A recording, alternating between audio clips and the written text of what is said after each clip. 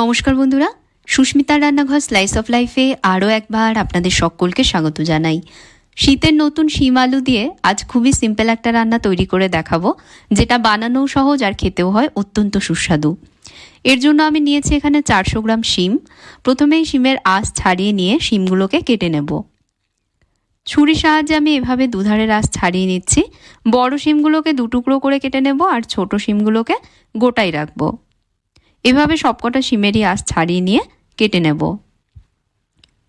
শীতের শুরুতে বাজারে যে নতুন শিম পাওয়া যায়, সেই শিম দিয়ে এই রান্নাটা করলে খুবই ভালো খেতে লাগে। গরম ভাত আর রুটির সাথে দুটোর সাথেই কিন্তু জমে যায়। তো একইভাবে সবকটা শিমের আঁশ ছাড়িয়ে নিয়ে শিমগুলোকে আমি সব দেখুন কেটে নিয়েছি। দুটো বড় আলুর খোসা ছাড়িয়ে নিয়ে আলু দুটোকে লম্বালম্বি 4 ফালি করে কেটে নিচ্ছি। এবার কড়াইতে প্রথমে 1 টেবিল স্পুন সরষের তেল গরম করে নিচ্ছি। তেলের কাঁচা গন্ধ না যাওয়া অবধি গরম করে নেবেন। তেল গরম হয়ে গেলেই দিয়ে দিচ্ছি এর মধ্যে 19-20টা ডালের বড়ি। আমি এখানে বিউলির ডালের বড়ি নিয়েছি। এবার বড়িগুলোকে লাল লাল করে ভেজে নিচ্ছি। আর বন্ধুরা, বড়ি সবসময় অল্প তেলে ভাজবেন, না হলে বেশি তেলে দিলে পুরো তেলটাই টেনে নেবে। বড়িগুলো দেখুন আমি লাল লাল করে ভেজে নিয়েছি। এবার ভাজা বড়িগুলো কড়াই থেকে অন্য একটা পাত্রে তুলে নিচ্ছি। বড়িগুলো কড়াই থেকে তুলে নেবার পর কড়াইতে দিচ্ছি আরও 2 টেবিল স্পুন তেল। এর মধ্যে দিয়ে দিচ্ছি কেটে রাখা আলু আর শিমের টুকরোগুলো। এর মধ্যে দিচ্ছি 1/2 টিস্পুন নুন। নুন আলু আর শিমের সাথে মিশিয়ে নিয়ে এগুলোকেও এবার একটু ভেজে নেব। কড়াইটা ঢেকে দিয়ে বেশি থেকে মাঝারি আছে ভেজে নিচ্ছি। তবে মাঝে মাঝে হাতার সাহায্যে সব একটু মিশিয়ে দিতে হবে, যাতে সব দিক সমানভাবে ভাজা হয়। এভাবে 3-4 মিনিট ভেজেছি। শিমগুলোও মজে গেছে আর আলুর গায়েও দেখুন হালকা রং ধরেছে। এবার এগুলোকে কড়াই থেকে অন্য একটা পাত্রে তুলে নিচ্ছি। কড়াইতে দিচ্ছি আরও 1 টিস্পুন তেল। এর মধ্যে ফোড়নে দিচ্ছি 1/2 টিস্পুন কালো জিরে। কয়েক সেকেন্ড কালো জিরে তেলের মধ্যে ভেজে নিয়েই দিয়ে দেবো এর মধ্যে থেঁতো করে রাখা রসুন আর কাঁচা লঙ্কা। 6-7 কোয়া রসুন আর 2টো কাঁচা লঙ্কা একসাথে এখানে থেঁতো করে নিয়েছি। রসুনে হালকা একটু বাদামি রং না আসা অবধি ভেজে নিচ্ছি। 2 মিনিট ভেজেছি, রসুনে হালকা বাদামি রং চলে এসেছে। এখন এর মধ্যে দিয়ে দিচ্ছি লম্বা ফালি করে কেটে রাখা 2টো টমেটো। অল্প নুন এর মধ্যে দিয়ে টমেটো নরম না হওয়া অবধি ভেজে নিচ্ছি। 2 মিনিটের জন্য কড়াইটা ঢেকে দিচ্ছি। 2 মিনিট পর ঢাকনা সরাচ্ছি। টমেটোর কাঁচা ভাব দেখুন চলে গেছে। এখন দিয়ে দিচ্ছি এর মধ্যে 1/2 টিস্পুন হলুদ গুঁড়ো, 1/2 টিস্পুন লঙ্কা গুঁড়ো, 1 টিস্পুন ধনে গুঁড়ো আর 1 টিস্পুনই দিচ্ছি জিরে গুঁড়ো। মশলাগুলো যাতে পুড়ে না যায় সেজন্য এর মধ্যে দিচ্ছি অল্প জল। এবার সব মিশিয়ে নিয়ে মশলাটা ভালোভাবে কষাবো। আবারও কড়াইটা ঢেকে দিচ্ছি।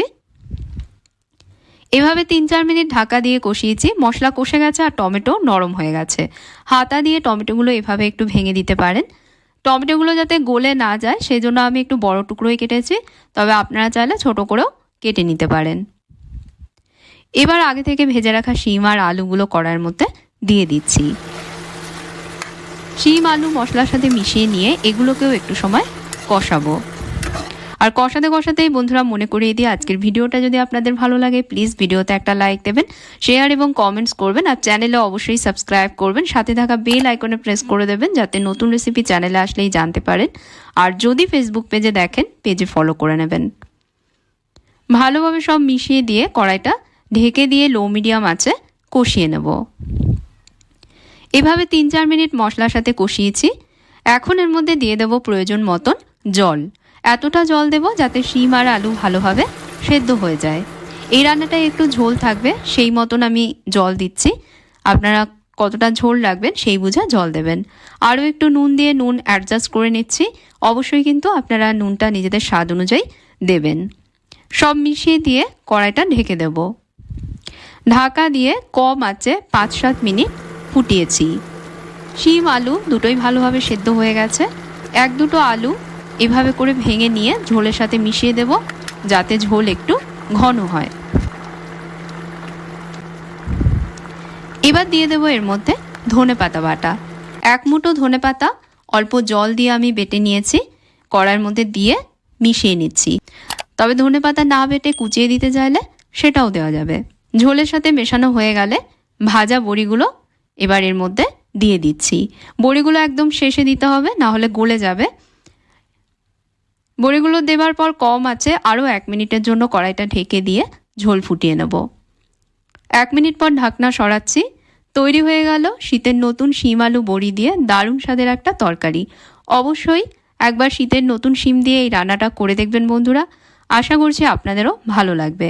আর ভিডিওটা ভালো লেগে থাকলে লাইক এবং শেয়ার করবেন, আর চ্যানেলে সাবস্ক্রাইব করতে ভুলবেন না, সাথে ফেসবুক পেজেও আমাকে ফলো করবেন। তাহলে আজকের মতন বিদায় নিচ্ছি। আপনারা ভালো থাকবেন, ভালো রাখবেন। ধন্যবাদ।